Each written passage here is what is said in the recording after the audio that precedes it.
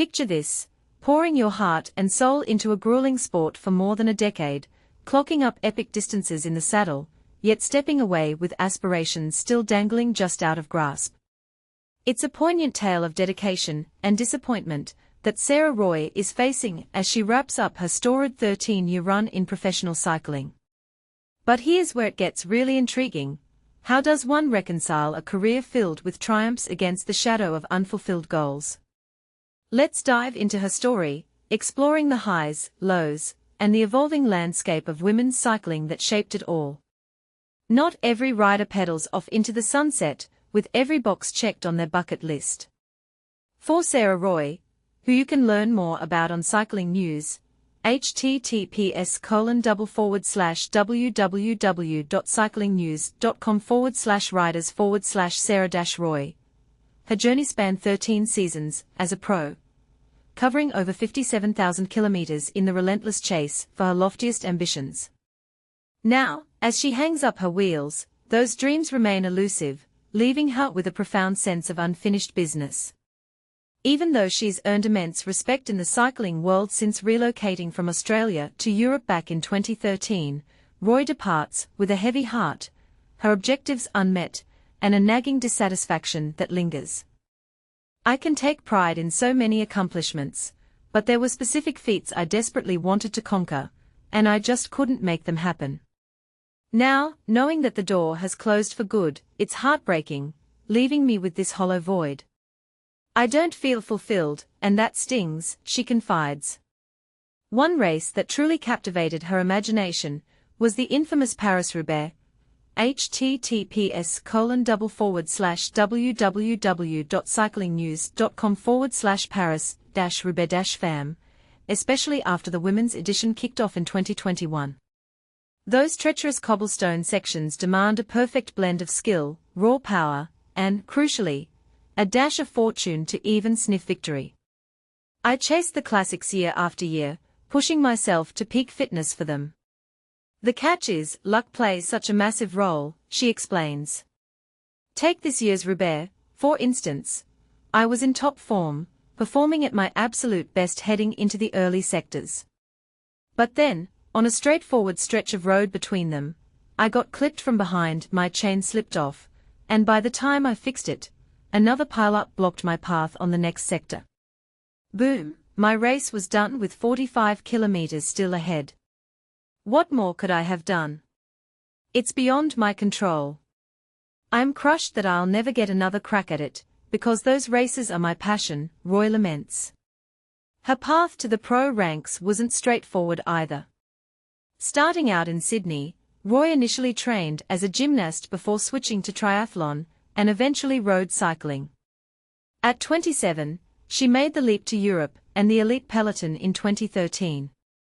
She kicked things off with the Dutch UCI squad Futurumshop.nl, enjoying a fruitful 7-year tenure with what became Ula then moved on to Canyon SIAM, Cofidis. https://www.cyclingnews.com/road/teams/team/UCI-women's-pro-team/Cofidis-women. And finally EF Education Oatly in her swan song year. For any cyclist from down under, or indeed anywhere outside Europe, breaking into the pro scene is a steep uphill battle, involving separation from loved ones and familiar comforts. The financial barriers can be even tougher, particularly in the era before women's cycling saw its recent boom in professionalism. Roy believes this constant grind to build and sustain her career eventually drained her reserves. I practically had to bulldoze my way into this profession, it wasn't a smooth ride. I lacked significant backing to go professional, she reflects. Because it was largely a solo venture, it drained me completely. I'm not saying I was alone in the world, but going it alone demands enormous physical, mental, and emotional effort. That's where all your energy goes.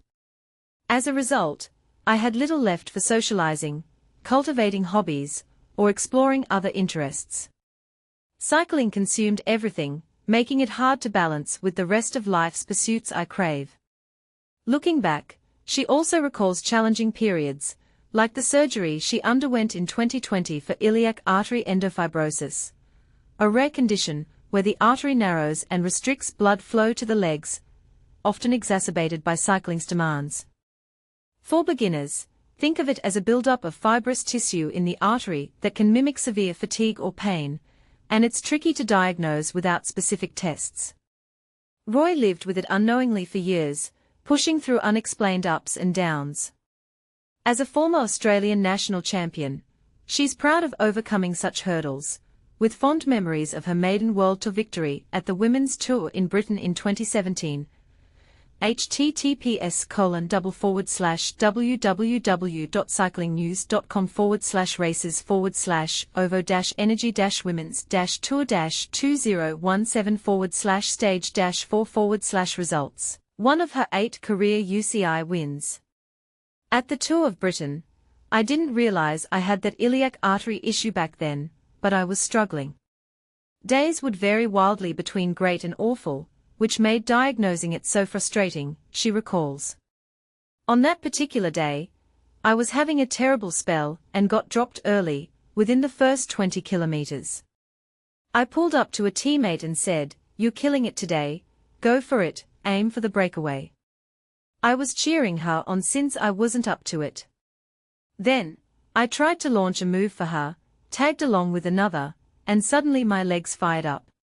I surged back into the fray and felt invincible.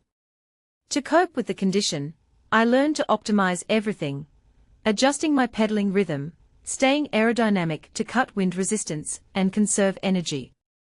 I got really savvy about saving my strength. In the end, I rode that stage brilliantly once I was in the break, and I was over the moon to win.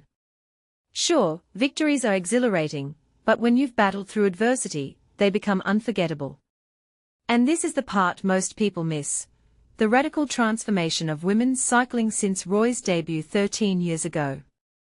Nowadays, a mandated minimum wage, https://www.cyclingnews.com/news/exclusive-women's-minimum-salary- will-equal-men's-pro-continental-level-by-2023, has turned cycling into a sustainable full-time job for women.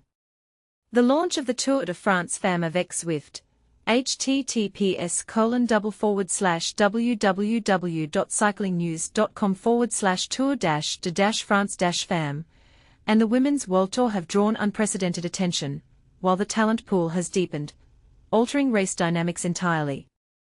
Roy reminisces about the early days in Europe, where tech support was minimal. It's hard to imagine now, but she'd rely on old-school navigation for training rides, no GPS, or data-driven insights like modern pros enjoy. She notes how the disparity between top riders and the pack has narrowed considerably.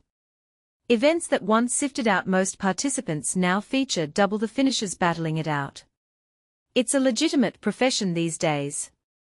You don't need to be a superstar to earn a solid living, she observes, though she acknowledges ongoing efforts are needed to strengthen the tiers below the World Tour. Bike tech and tools have evolved massively too. Back at the start, I didn't have a power meter. My entire first pro year, I competed without one, and no GPS either. Most of my workouts were simple out-and-back routes to avoid getting lost. I'd even carry a paper map in my pocket. Plus, there's far more depth in the field. The divide between elite performers and everyone else is much smaller, so when the frontrunners amp up the pace, they can't hold it long, and the peloton regroups, she adds, pointing out that fuller race fields also mean more accidents and injuries. Yet, while women's cycling has progressed leaps and bounds with improved conditions for athletes and staff, Roy contends it has introduced a downside culturally. As the sport has become more professional, its focus has shifted heavily to results. And here's where it gets controversial. Roy argues that in the quest for peak performance, the peloton has lost its human element. Riders like her have sometimes felt reduced to mere statistics rather than individuals, lacking the nurturing support they deserve. Even as standards rise, some teams, in her view, fall short in truly caring for their athletes. We are dealing with human performance here, Roy emphasized.